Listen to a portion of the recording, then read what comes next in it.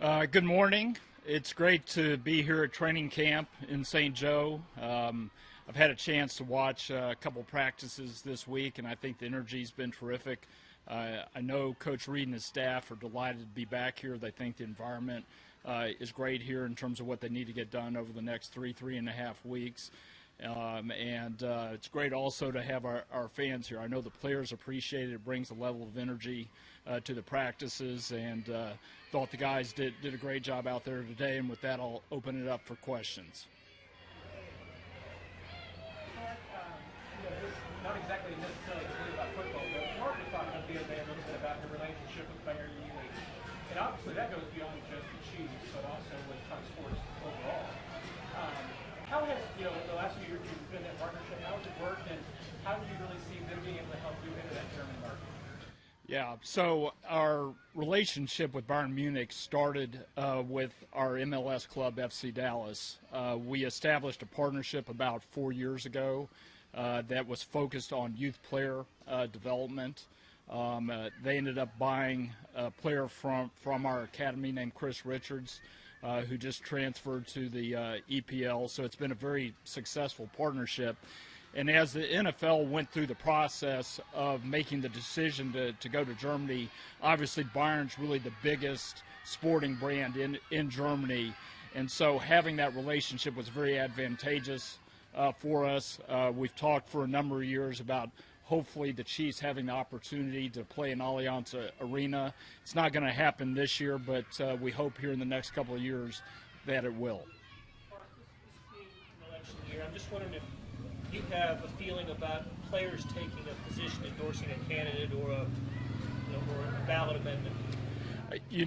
We encourage our players to be civically active, and that's something they're doing as individuals on their own behalf, and I certainly applaud that. Obviously, politics is very divisive, and so there are going to be people on both sides of the issue when a player endorses somebody, but we support their efforts and encourage them to get involved.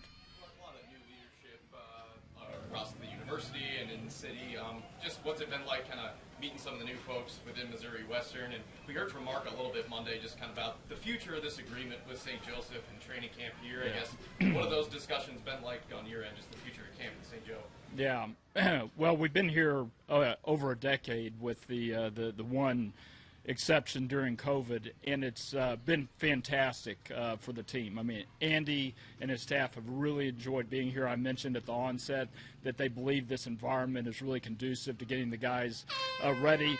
The university has been very responsive over the course of our relationship in terms of making changes to help the experience be better. From my vantage point so far, this has been one of the best camps or starts to camp. It's something that we'll evaluate once camp is done. We do that every year, and certainly I hope we'll be back in the future. We see a lot of teams that decide to stay home. What advantages in your eyes is it being away from Kansas City? You're exactly right. I think we're one of 6 or 7 teams now that goes away for camp as more and more have moved back to their facilities. I think there's a bonding process that happens when you put the team in a dorm room for 3.5 weeks. You don't have the comforts of home. There's a chance to really focus on football, not 24/7 because the guys do have some time off, but probably 12 hours a day they're focused on football. They're together. They're talking about football. They're encouraging each other to get better.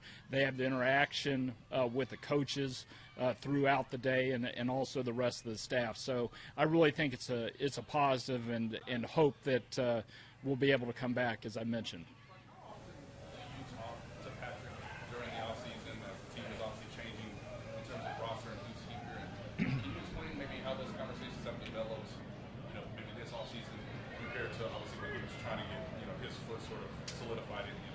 Yeah, well, Patrick's maturing as a player and as a leader, and he's somebody who, very early on took a leadership role in our locker room. He and Coach Reed and General Manager Brett Veach have a very special relationship, and I wouldn't say that I speak to him a lot about the composition of the roster, but I know Coach Reed and Brett keep him in the loop and listen to his opinion. He's very mature, really beyond his years, and sort of sees the big picture. And so they're glad to have his input. And obviously, given his importance to the team, I think it's important that he have a word or a say in the decisions that we're making. How do you see that maturation, maybe these past few months, in ways that sort of still maybe impress you, or that you can just tell that he's also growing in that sort of role within the organization? Yeah, I would really just say it's, hearing secondhand from Brett Veach about the conversations that they've had about the team.